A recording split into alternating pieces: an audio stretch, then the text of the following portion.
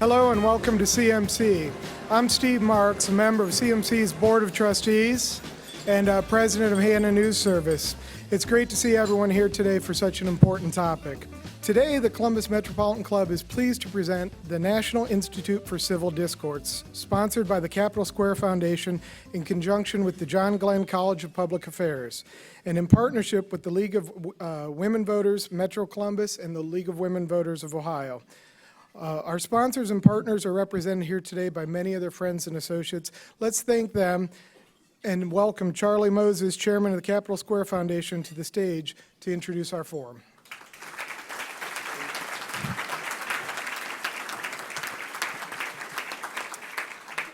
Good afternoon. It's my great pleasure to be here. On behalf of the Capitol Square Foundation and our partner, the John Glenn College at Ohio State University, particularly Dean Trevor Brown and President Drake, thank you for our partnership. It's an honor to support the Columbus Metropolitan Club to provide a weekly forum of civil discussion on topics of importance to our community and to our country. The mission of the Capitol Square Foundation is to increase public awareness about the Ohio Statehouse and all that happens there. The mission of the John Glenn College is to inspire citizenship and develop leadership. It's an obvious partnership. It's obvious why we're here today, and happy to support the Metropolitan Club in today's forum. In 2009, the Capitol Square Foundation and the Capitol Square Review and Advisory Board created the Statehouse Museum. It's an interactive experience that allows visitors to learn about the three branches of government, the Ohio Constitution, how a bill becomes a law, and Ohio's rich history. We've had 1.5 million visitors since the museum opened, and we average about 75,000 students through a tour each year. While we were thrilled with the response, we wanted to expand to reach all those students that never got to the Statehouse or couldn't get to the Statehouse. We also heard from teachers that were telling us they needed more resources for civics instruction. And this led us to our partnership with iCivics and the Glenn College to create iCivics Ohio, a free digital resource for Ohio teachers and students. This includes full class-length lesson plans, games, and digital activities. And it's all the more meaningful to me because of Senator Glenn's personal interest in this endeavor. This web-based interactive citizenship curriculum is the first of its kind in the United States.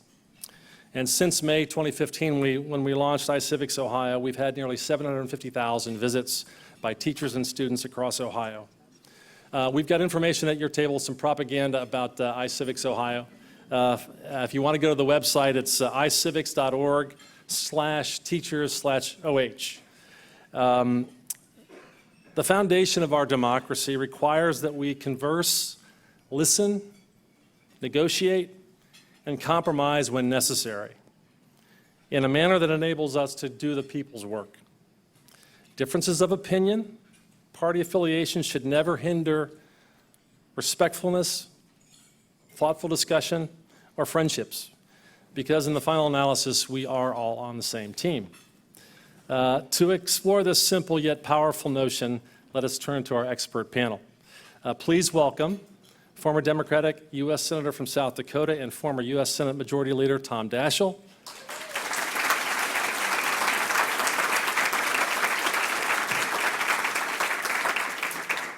A former Republican member of the U.S. House of Representatives from Arizona's 5th Congressional District, Jim Kolbe.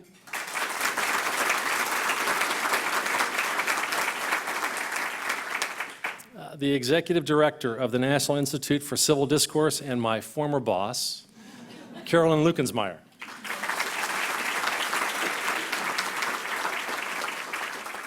And our host today, Chief of the Ohio Statehouse News Bureau, Karen Kasler. Take it away.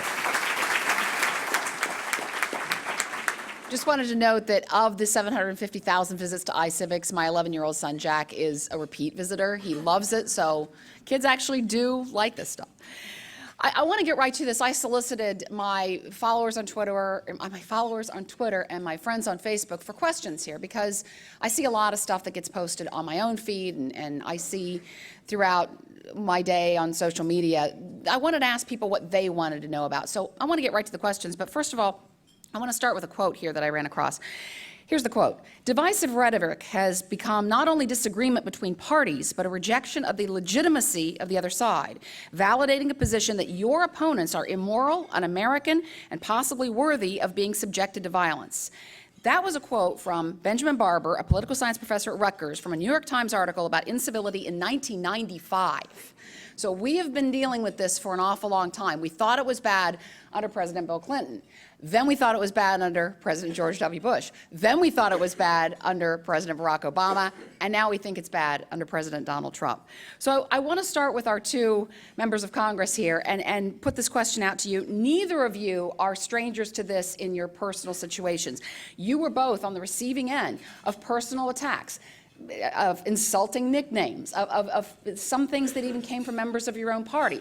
And I want to ask you, how did that prevent you from doing what you think needed to be done? How did it get in the way of you doing your jobs when you were on Capitol Hill? Well, Karen, I think it actually strengthens your resolve. First of all, you don't get into politics without a thin, if you have a thin skin. You really have to realize that that's part of the political process. And I think we go back, we were talking earlier today about how you can document occasions way back in Hamilton and Jefferson's time where politics got pretty rough. We've not had a caning incident on the Senate floor in over 100 years. So I have to say, maybe we could say we're making some progress. But I think when you are the victim of that, when you feel it yourself, you're all the more determined to see if there's something you can do about it. But that's just, it's not just the personal experience. It's seen it when it happens to others and the effect of that as it relates to good governance and the creation of good public policy. Yeah, I agree with Tom. When you were saying that, I was going to say thick skin. That's how you have to insulate yourself from it. You really do need to have a thick skin when you go into politics. But not everybody does have that same characteristic, and that doesn't mean they shouldn't be in politics. So we need to have the civil discourse and a polite way of dealing with each other that makes it possible for people to go into politics. When I was in Congress, especially towards the end of my time in Congress, when the immigration issue became a really, really hot topic down in my congressional district along the border with Mexico, my town halls became really pretty difficult. And I found that my staff had taken to having plainclothes police there as protection. When I found out that they'd done this, I said, this is nonsense. We don't need to have police at these things. That we'll be just fine without it. They were probably right. This day and age, you probably do need to have that there. But those town halls got to be pretty nasty ones, and so you just kind of let it roll with it and understand that this is not what everybody else is thinking. And I always found that when I would get into a town hall and it would get really loud and I don't want to say violent, but it would be getting on the course of being discursive language that was being used there, I would just get calmer and calmer. I'd say, okay, let's just think about that. Let's see what somebody else over here thinks about that. And it helps to calm things down. So there are different ways in which you deal with it, but you just got to have a thick skin in all this. I want to ask Carolyn, going back in history, as Senator Daschle just said, this goes back to the beginning of the Republic. In terms of nastiness and divisiveness, and we've all heard stories of historical campaigns where candidates were maligned. I mean, as things have progressed here, isn't this kind of what you expect? I mean, you've been at this now for 6 years dealing with civil discourse, and you've seen the progression. Were you surprised at all with the 2016 campaign? Actually, yes, in terms of how bad it got. And where I think things shifted historically was post-World War II. You don't have examples of that kind of vicious rhetoric lapsing into governing in quite the same way as we're watching today or as we saw in earlier periods of history. And the critical difference that we are seeing all over the country that really hasn't happened before in modern politics, we're now 8 months past this presidential election. People who voted for one candidate or the other, and it's happening on both sides, are still vilifying, demonizing, and even hating the people who voted for the other candidate. So just think, very recently, we had a very contentious election in 2000, some of the same issues around the Electoral College and the popular vote. When that election was over, yes, no doubt, many Gore haters held antipathy, Gore voters held antipathy for George W. Bush for the 8 years of his presidency. But you did not see Gore voters acting out behaviorally or in speech against Bush voters, or vice versa. This is now like a virus amongst us, the American people. We are holding an emotional space in response to this election that, as the Barber quote said, we feel morally superior to people who think differently than we do on the wall, or who think differently than we do on tax reform. So this is something that is now amongst us, and we have to do something about it. We need our leaders to as well. But even if they are not capable of it in the short term, we have to take a stand against how it's operating today. So I want to get to some suggestions on how we do that. But has this happened because now we're in a situation where the president himself is actively engaging in some conversations that many people would rightly call uncivil? I think it has to start with the very top. Obviously, the thing we need more than almost anything else is good, constructive leadership to set the example, and we're not seeing that today. But it's not just the leadership, it's the way leadership now can use tools that didn't exist 15, 20 years ago.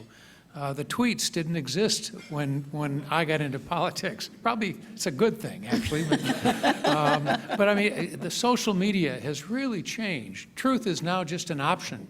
And we see warring sides between Fox and MSNBC. I do this little experiment every so often where I subject myself to an hour of MSNBC and an hour of Fox side by side.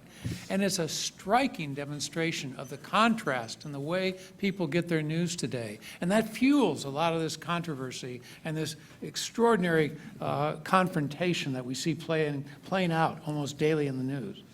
Tom's got a stronger stomach than I do. I couldn't watch an hour of each of those every day. He doesn't do it every day. It does start, it's both ways. It does start at the top. You do have to have a president that sets the right tone. And I don't think this president is doing that in a lot of ways. But it also starts with the grassroots at the very bottom. It starts with us in our communities here. It starts with us in our schools, in our families, our homes, in our schools, what we do with our children, how we teach them to respect other children and talk to people. And I think that's part of the problem that we've got here today. And then, of course, it's exaggerated or it's exacerbated by all the social media and the other tools that are available to make it easier for people to have bad feelings about others. You know, in Congress, the way things go now and the amount of time that members have to spend raising money, being back in their districts, doing things for their constituents, members don't socialize with each other. And that's a big difference about the way Congress was 25 or 30 years ago. I always say one of the terrible things that happened was the advent of jet travel. Before jet travel, members came to Washington with their families, and they lived there. And they were there on the weekends, and they would have barbecues, and they would kids would play soccer in the backyard. They'd swim in the swimming pools. They got to know each other. Now they come in Tuesday morning. They got a fundraiser on Tuesday night. Wednesday, they're over calling from a little room back home to raise money. And Thursday afternoon, after the last vote, they're out of there. So they don't socialize with each other. They don't really know each other. And if you don't know somebody, it's a lot easier to say nasty and ugly things about them than if you've spent time with them and getting to know them on a personal basis. But how do you do that when your constituents want you to come home and know them?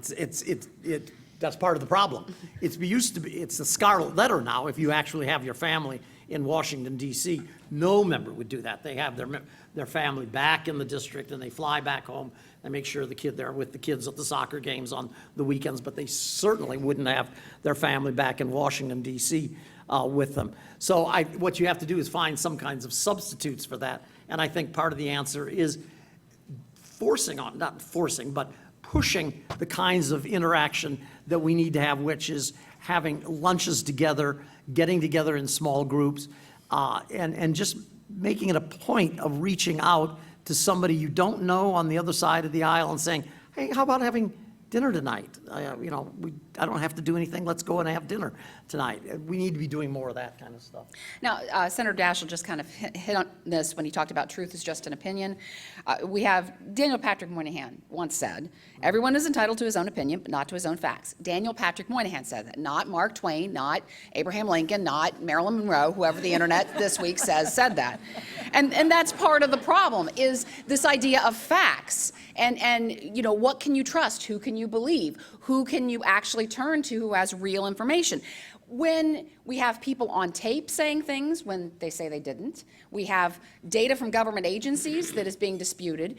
When we have these basic things that we used to call facts in dispute, if we can't agree on the facts, how can we agree on anything else? Isn't that part of the problem here? That is part of the problem. We haven't really reacted adequately enough or adjusted to the change in technology today. As you say, Karen, so eloquently, I mean, we've now changed the way media has affected our judgment about the way we view government and everything else. It used to be the media was the referee. Walter Cronkite would call the balls and strikes. They were the referee. Now they're the participant. And not only are they a participant, they need to make that participation as entertaining as they can. So we were talking, at least I feel offended by the clock ticking on what the next event's going to be, and the chyrons in the bottom, and sort of the carnival barking feel you get when you watch cable news today. And I think that's changed. And I think somehow we have to take that into account and adjust to that as we go on and try to adjust more effectively in looking for ways to factually underscore the importance of the debates. With more access to more information, more sources of information, you would think that we would have better factual information.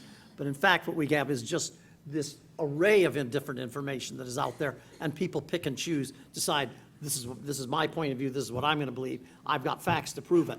And so it's, in a sense, the overwhelming amount of information that we have available to us works against the idea of actually coming to a consensus on what the real facts are. Carolyn, I want to ask you to weigh in. Sure. Another element in this, it comes back to what Charlie was talking about in terms of iCivics. You know, in most countries around the world, in the Southern Hemisphere, or in places that have been dealing with authoritarian or dictatorships, they have actually had media literacy as part of the curriculum in their schools beginning in elementary school. And I think this is another arena in the United States where we need to really be thinking seriously. Part of how all of us figure out what to pay attention to is how much skill or how sophisticated we are in understanding the sources that we're hearing.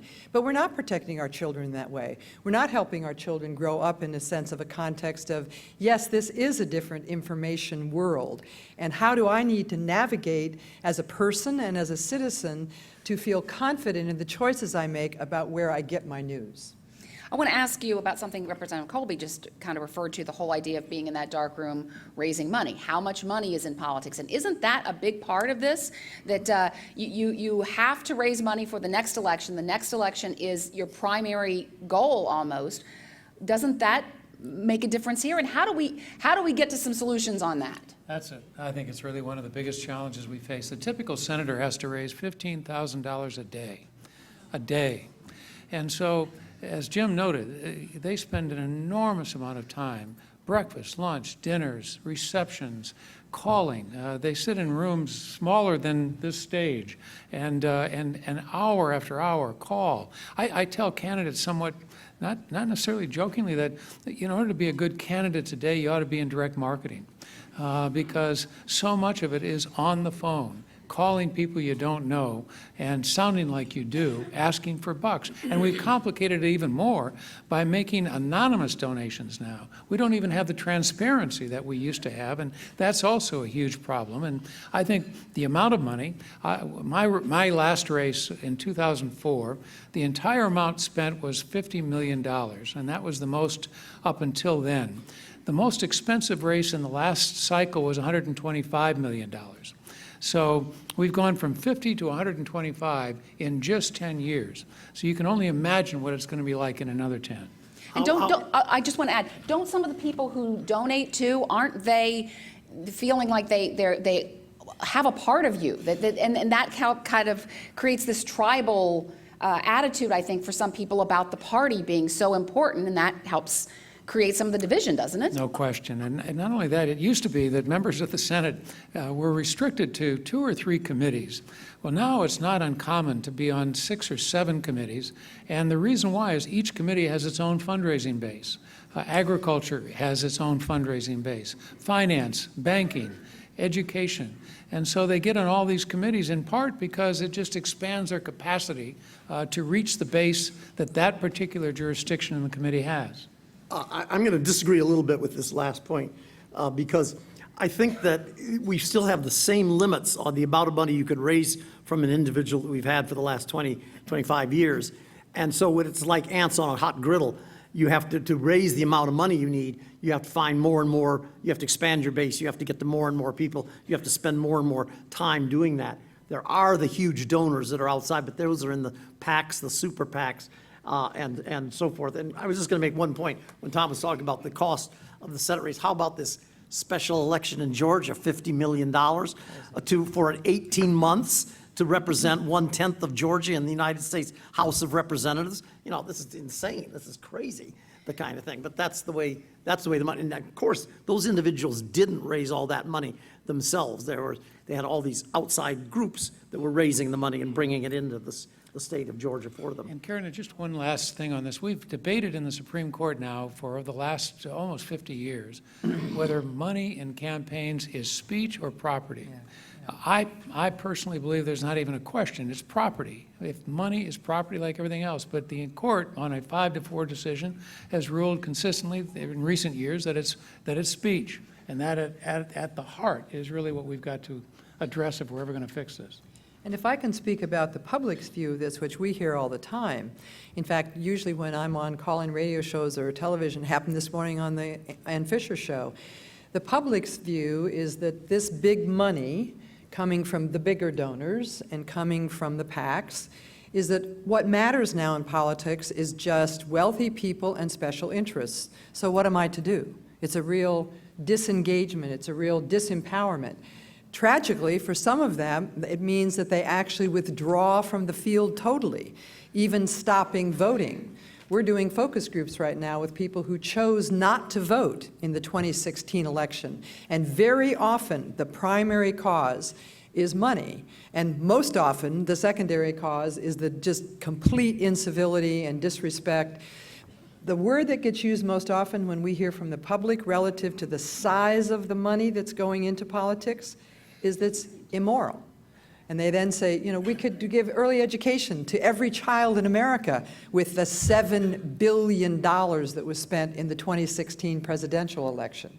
So the public is really disturbed by this. I just noticed that, Representative Kolbe, you said you disagreed with Senator Daschle.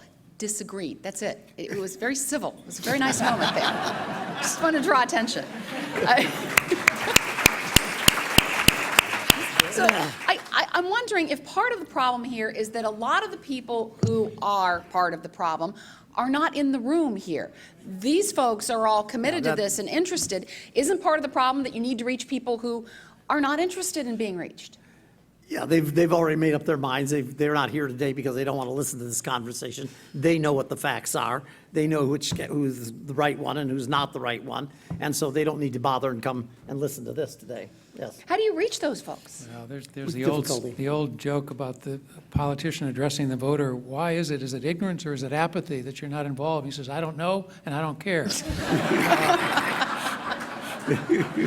Well, we have to bring them to know and we have to bring them to care. And I think it's partly leadership. You really have to inject leadership here from the top all the way down. And as Jim said, from the bottom up. And I don't know that and that's really partly what Carolyn is doing with this organization is trying to engage people in a way that brings them to a better understanding of the importance of participation. I mean, don't you worry that, we had a congressman who was shot fairly recently. And is that the level that we're approaching here, or was that maybe something unrelated? Well, given the origin of our institute, which was the last time a member of Congress was shot, this is another metric, if you will, about how difficult it is to get media attention on doing good work. And ICD has existed for 6 years. Ted Celeste, a former member of the Ohio legislature, leads our state-based program. We've worked diligently in 15 states, bringing legislators across the aisle to work in a bipartisan way to pass legislation. It's a smashing success. When we work in those states, an individual story gets told locally. We have tried for 5 years to get a national story. This is now more than 500 legislators. I mean, it's a great story about positive work. However, and I'll go back to my start point, the very first time in 6 years sitting in this chair that we have had worked at by us any attention from national media for the work we do was after Representative Scalise got shot. That's a very sad metric about what it takes to get positive information into the national narrative. We still do pretty well locally, where there is a balance between what isn't working and what is working. But to get it uplifted to the national level that people really are working on these issues, people really care about these issues, is extremely difficult. Representative Kolbe, did you want to join in there? Yeah, just to say that we have had these, as we've already pointed out, we've had these periods in the past in our history. Probably if you were to look at the worst decade in American history for this kind of thing, for the violence in the public life, it would have been the 1850s. But we know how that ended, in a civil war. That was a tragic civil war that killed more Americans than any other war that we've been involved with. So we don't want it to end that way. And it's not, I don't think it's going to. But we have to figure out a way to get around this, and we have to figure out a way to restore the kind of civility that we need in our public discourse, because we're really lacking in that today. So I want to ask what the folks here can do. You folks are engaged. You want to see some change. What would you suggest that these people do? And it's very easy to suggest that maybe nothing will happen, that nothing will change. As a friend of mine on Facebook put it, can you even unpoison this well at this point? What would you tell these people that they can go out and do? Well, this is exactly the reason that the Institute has an initiative to revive civility and respect. And I'm going to go back to your issue about people who are unwilling. I think it's very simple at this point. You can take the American population and probably divide them into 3 categories.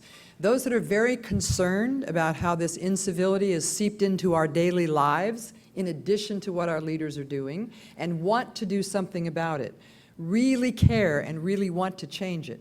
There's another group that know it's a problem, but they're hanging on to the emotional baggage of this election and they are unwilling to do it. And then there's some that are not paying attention at all. The philosophy we're taking at the Institute, you are the right audience because you see the issue and you are willing to take action. We think there are 3 things that you can do.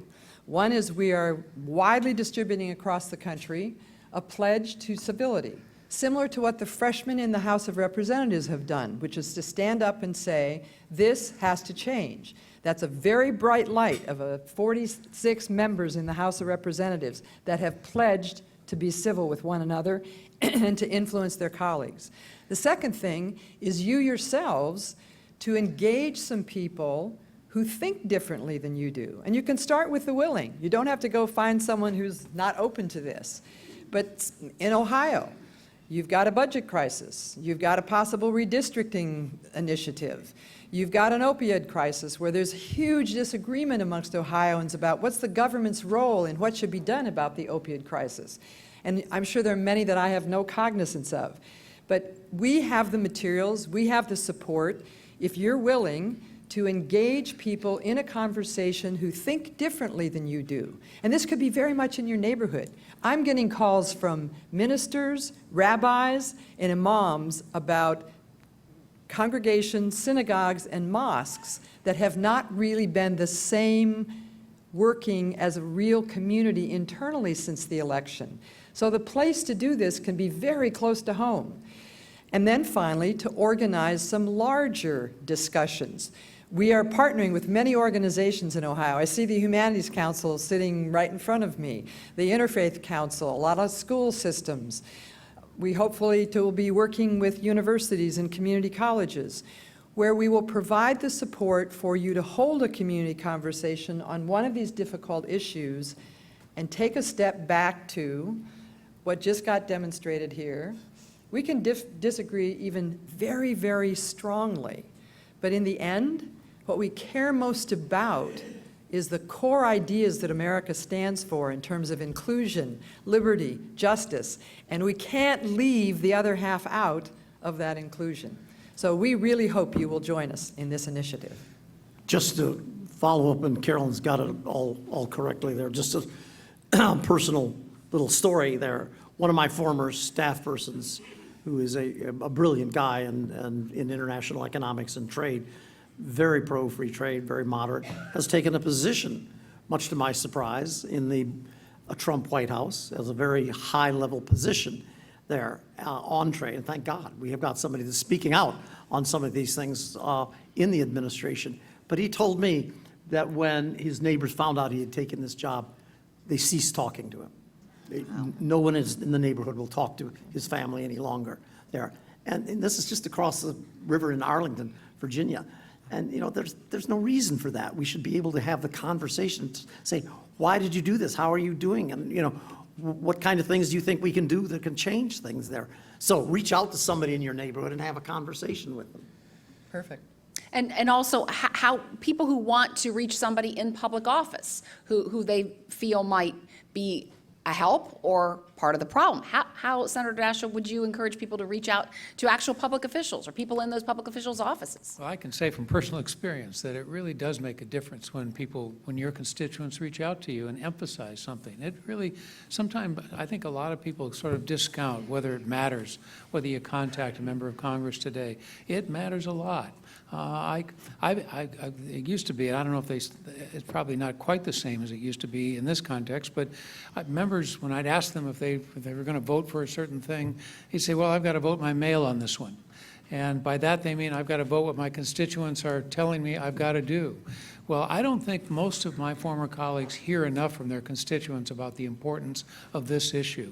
So if you did nothing else but to communicate your hope that they will act in a civil and a thoughtful way with better and greater tolerance for those who don't share their view, that is a contribution that I think could make a big difference.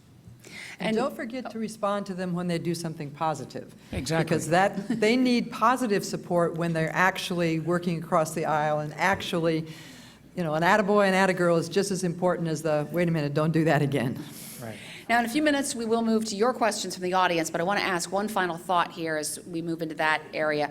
This whole idea of disagreement being hate, I mean, is disagreement hate? Can you agree with someone's overall philosophy but disagree with the way they do things? How do you get to the point where disagreement doesn't turn into hate? What you have to do is create environments for more constructive conversation. One of the things that I lament is that there aren't enough joint caucuses today in the Congress where the Republicans and Democrats break bread together. I unfortunately was leader when we had impeachment, when we had 9/11, we had 2 wars, we had the anthrax attack in my office, and each one of those crises required almost that we brought everybody together in the Senate, and it made a big difference. I don't think they do enough of that. I asked a former colleague not long ago, when was the last time you had a joint caucus? He actually couldn't remember when that was.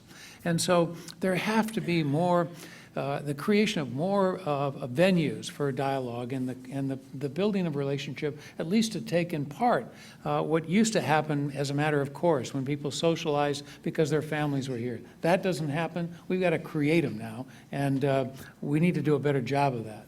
I remember after 9/11, that night, whenever we all gathered on the steps of the Capitol, House, Senate members, Republicans and Democrats, and spontaneously burst into song of God Bless America. It was an extraordinarily emotional moment. You wish somehow you could capture that, like capturing a firefly in a jar and keeping it going, keeping it alive. We had the same kind of thing on the floor of the House just 2 weeks ago after the shooting of the Majority Whip Scalise.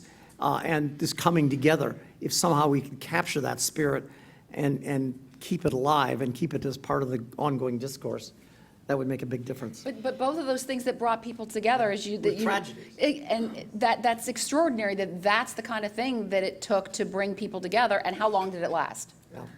So before I became the executive director at NICD, for 18 years I led an organization, which I hope some of you have heard about and participated in, called America Speaks.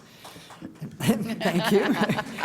And we did exactly what Senator Daschle said. We created safe spaces for demographically representative members of the public to come together and talk about tough issues. Healthcare reform, debt and deficit, 9/11, New Orleans after Katrina. It demonstrated time and time again that if you bring people together, they strongly disagree on these issues. But if you create a safe space, if there's a good facilitation process, the American public cares, the American people, I want to say, care more about solving problems than they care about an ideological identity, except for a small percent on both ends. De Tocqueville said this about us in 1837, that we as a people mainly carry the impulse to solve the problem going forward. So I do feel what to me gives me the most confidence that we can get out of the mess we are in right now is us. It is institutionally finding the support to bring people together to once again discover the larger goal of the ideals on which this country was founded is so much more important than the mess we're in.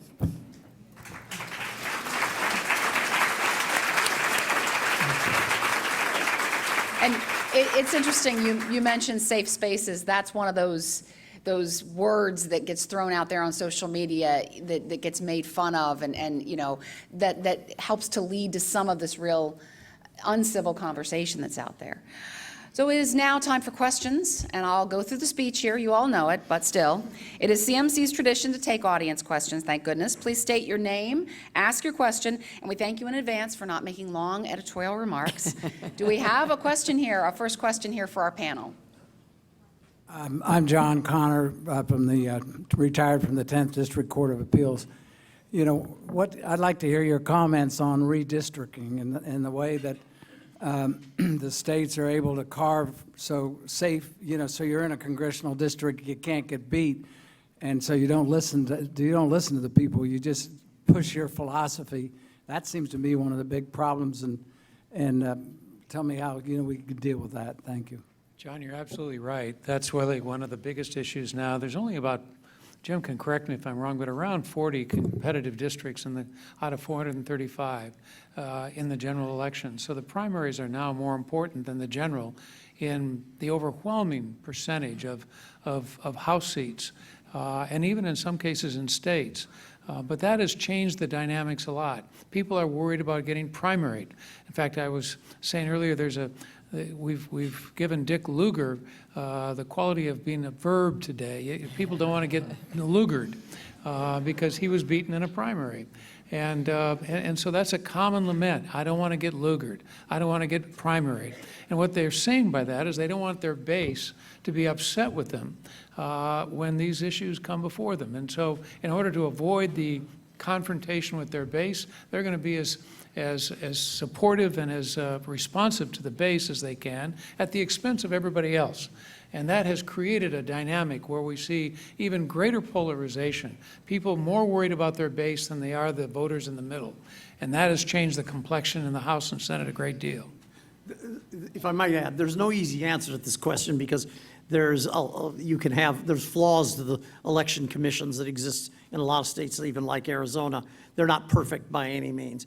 But let me just tell you about an experiment that I think is worth watching, what California has done, where the two top vote getters go to the general election, whether they're Republican or Democrat. That means if it's a heavily Democratic district, the two top Democrats are going to go to but if you want to be the number 2 Democrat, maybe you want to be able to reach out to more moderate Democrats or even Republicans to vote for you, so you're going to be one of those on the ballot at the end. And I think it's having this effect in California of kind of pushing the candidates towards the center in the heavily Republican and heavily Democratic districts. That's actually the way that Columbus's mayoral race and many cities' mayoral races go as well. I know you invited Jim to disagree, but Charlie Cook, who follows all these redistricting, says there's really only about 25 states that are really, seats that are really competitive in the House now, every 2 years. Renee DAlene from Women Who Dare, an inclusion consulting business. To your point about getting this information out, because everything often is ground roots and up, and it's organic, sharing messages such as you are today. I certainly intend to go to your work site and speak with you individually as well, to find out what I can do to add this to more so in my business, for sure. But you can't have franchises throughout the country, but what can you offer in different communities and cities around so we can have little pockets that share and spread your word? Our goal is to provide materials, so discussion guides, video clips that can be used by any organization.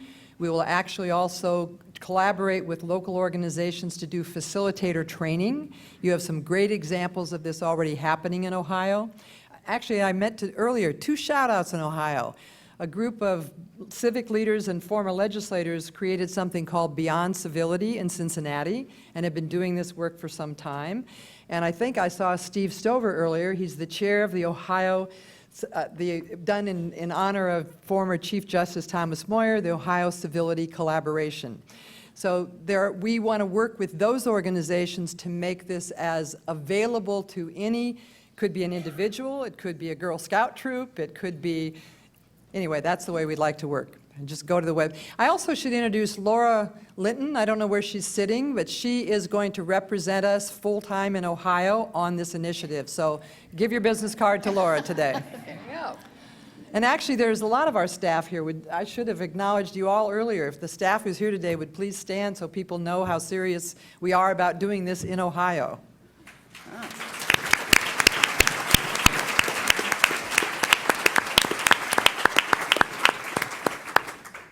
Hi, my name's Karen Jones. I'm a concerned citizen. And thank you so much for working on the macro. A lot of what you're asking us to do is on the micro level. And I think people are really looking for skill sets. I think there's some natural confusion with the words civics and civility, where civics refers to government and the roots of civility are actually in the family and humanity. So I just want to do a shout out for skill sets, active listening, empathy, nonviolent communication. There's a whole table full of us here who are part of a 501c3 that work on these issues. But I also want to call out the fact of the power differential that so often happens and really encourage us all to find skill sets that acknowledge that and also acknowledge that stress is such a huge factor. And so when, and that can change on a dime. So we need skill sets that are really nimble and they're out there. Very well Thank said. you. I saw your table sign earlier in terms of compassionate conversation that we have got to meet you. Another question. I would just add too that a word that I don't think we give adequate time and priority to is the word tolerance. We just don't seem to be as tolerant a society sometimes as we need to be. It could be racial, it could be religious, it could be political, it could be any one of a number of questions. But I think tolerance is essential to a strong democracy. And we've got to demonstrate more tolerance, not less tolerance. And I hope we can put that high on the priority list as well. Tolerance and compromise both seem to be things that there are those who have a viewpoint that those are weaknesses anymore, don't you think? Oh, absolutely. And part of the base, I think the base message to both the Democrats and Republicans now is compromise is capitulation. And that's unfortunate. Compromise is not capitulation. Compromise is the essence of resolving issues as we attempt to self-govern. And we've got to recognize the importance of compromise as really the essential element to good governance. Question.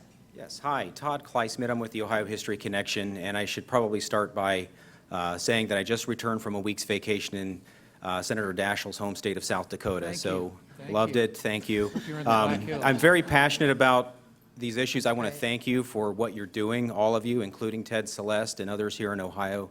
So thanks for what you're doing. Please keep it up. I want to do as much as I can to help. There's about 10 things I'd like to say, but I think I'll limit it Get right to the question, one if you could. question. I know there are organizations like No Labels and others that are trying to cultivate bipartisanship. Could you talk to us a little bit about what No Labels is doing and to what extent you're working with organizations like No Labels. Thank you. Well, No Labels has put a real emphasis on getting away from labels, getting away from descriptions in one word, whether it's Republican, Democratic, conservative, liberal. I think there's a lot to be said for what they're trying to do. I work with them occasionally. They've been very good about being inclusive and working with other groups, but their essence is that they want to create ways with which to establish venues for communication and dialogue that just don't exist today. So I give them a great deal of credit for the effort they're making. Question. John Kavanaugh, I'm a longtime friend of Carolyn's. I want to get to Representative Kolbe's point about the lack of interaction between both sides of the aisle. And I think when Senator Daschle was Majority Leader, I believe you worked closely with Ted Kennedy, who was the liberal lion of the Senate, but I believe you also worked with Dirk Kempthorne, who was a very conservative member from Idaho. Those two members served on the Armed Services Committee, and I found out they worked together to award my dad, who was a retired colonel in the Army, a decoration that had gone awry. And at the award ceremony at Arlington National Cemetery, I came to find out that these two people who were totally ideological opposites were friends. They were literally friends. They were civil to one another. They disagreed with each other, but they were friends. And I'm wondering if the solution to this problem is, Carolyn, your program and the program that Ted Celeste has, and I guess Ohio State is now hosting this Next Generation Leadership Institute to provide those venues where, you know, members of different political parties can at least commune together, talk to each other, and engage in some sort of a dialogue so that they know each other. And I just wonder if you think that might be the answer for the future, because I think what's happening in Washington does seem to be broken. Okay. Well, let me just say, I don't want us to end this program without making it abundantly clear, from my perspective at least, that there are still a lot of things that go on in Congress where members are still working together. You see, I see it all the time when I'm up there on the Hill. Members do talk to each other. They sit down, they work on pieces of legislation. The problem is it's being drowned out by everything else that's happening by the media and all the other stuff, which are looking for the negative side of things. And members feel they have to pay attention to that because that's what's going to get them elected. But there still are a lot of people that are working together on pieces of legislation. It's more difficult than it was before, but it's still happening. Unfortunately, a lot of the big controversial pieces, healthcare, immigration, Yeah. these sort of things, there really doesn't seem to be consensus. And I think that's what, in defense of the media, we're looking at when we see this discord and incivility. We have time for two more questions. Go right ahead. Jeff Brown, trainer in nonviolent communication. I heard the three categories that Carolyn talked about. I'd like to add a fourth that I perceive. And it seems to be people who actively avoid civil discourse, people involved in the truthlessness movement, shall we say. And in the work that I do, I work with people who are in this room, people who seem to be genuinely concerned about civil discourse and want it. It seems to me that some people are using as a tactic to get their way lack of truth or fake news or actually uncivil discourse. It's a strategy, a tactic. So my question is, do you see it the same way I'm talking about it? And if so, how do you engage people who are using lack of civility as a tactic? Well, I think it's very hard, and Carolyn and Jim probably want to address it as well. I do think, as Jim just said, I think that is the exception, but they get the attention generally. And what we have to do is to either work around them or try to engage them and see if we can bring about a better a better discourse eventually. We can't give up. We were on a talk show earlier, and one of the callers said, I just want to give up. I want to just throw up my hands and walk away. Well, that's the last reaction. We really need people to be engaged. We want them to participate. We've got to figure out ways to continue to persist. And that would be my recommendation, that we persist, that we continue to make the effort, because ultimately I think we can succeed. To me, there's no doubt that both at the leadership level and in our communities, there are people who are using incivility as a tactic intentionally to not let something happen or to make something happen. I'm going to speak in terms of what we can do about it at a grassroots level. Think of your situation in your community and the circles of influence that you are in. And when you're confronted with the person who is doing the tactics that you talked about, identify the circles of influence that that person is in. And think about it not as a one-on-one confrontation between you and the person who's using this tactic, but do it as a sociogram. Who do I know, how do I influence, that there's an overlap with that person's circle of influence so that they begin to get feedback from people that they care about, still respecting them, that that is an unacceptable way to try to get their way. One more question. Thank you. My name is Janet McLaughlin, and I believe that civil discourse begins at the top and with me, and I want to work on me. And I ran across a quote yesterday that says, "I will make a space on my path for your thoughts." And that is so hard for me. Can you help me?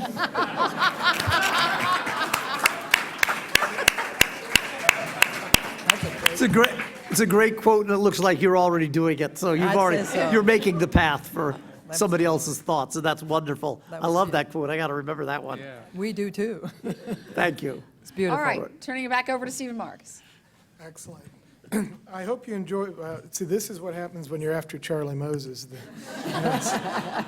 I hope you enjoyed today's forum. I certainly did. It was a fascinating forum. As always, you can view and share today's forum and all of our forums on CTV Columbus Television, on WOSU and PBS affiliates statewide through the Ohio channel, and anytime on CMC's website via YouTube. Let's thank our sponsors, Capital Square Foundation in conjunction with John Glenn College of Public Affairs, OSU.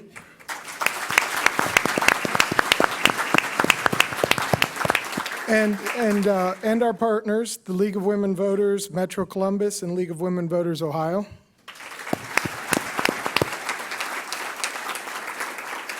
And our speakers, Tom Daschle, Jim Kolbe, Carolyn Lukensmeyer, and Karen Kasler. Thank you. And thanks to all of you for being here. We look forward to seeing you next week.